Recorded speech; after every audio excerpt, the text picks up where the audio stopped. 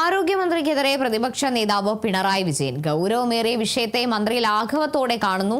Nipah പോലുള്ള രോഗം വന്നപ്പോൾ അതിനെ പ്രതിരോധിക്കാനുള്ള നടപടി സ്വീകരിക്കുന്നതിൽ കാലതാമസമുണ്ടായെന്നും പിണറായി വിജയൻ പറഞ്ഞു.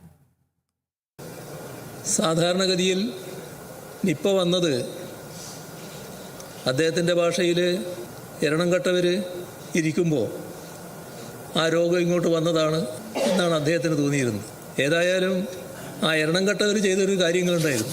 അത് ഇവിടെ മരണപ്പെട്ടവരുടെ എണ്ണം ആ വർഷത്തത് അദ്ദേഹം എടുത്ത് ഉദ്ധരിച്ചപ്പോൾ സർ അപ്പുറത്തുനിന്ന് കൈയടിക്കുന്നത് കേട്ടല്ലോ. അത് എരണം കെട്ടവരായതുകൊണ്ടല്ല, ആ രോഗത്തിൻ്റെ മാരകമായ പ്രഹരശേഷിയാണത് കാണിക്കുന്നത്. അങ്ങനെ സംഭവിച്ചപ്പോൾ നാടാകെ പ്രതിരോധത്തിൻ്റെ ഭാഗമായി അണിനിരന്നിരുന്നു. കാര്യങ്ങളെല്ലാം നമ്മുടെ ആരോഗ്യരംഗത്തുള്ള വിദഗ്ധരും അതിനെ സഹായിക്കേണ്ട മറ്റ് ഉദ്യോഗസ്ഥരും എല്ലാം ചെയ്യും. അതിനെല്ലാം ഒരു ജാഗ്രത കൂട്ടാൻ, ഏകോപനം ഉറപ്പിക്കാൻ സർക്കാർ എന്ന നിലക്ക് നിർവഹിക്കേണ്ട ബാധ്യതയുണ്ട്. ആ ബാധ്യത ഏറ്റവും കൂടുതൽ നിർവഹിക്കേണ്ടത് ഇതുപോലൊരു രോഗമാകുമ്പോൾ ആരോഗ്യമന്ത്രി തന്നെയാണ്.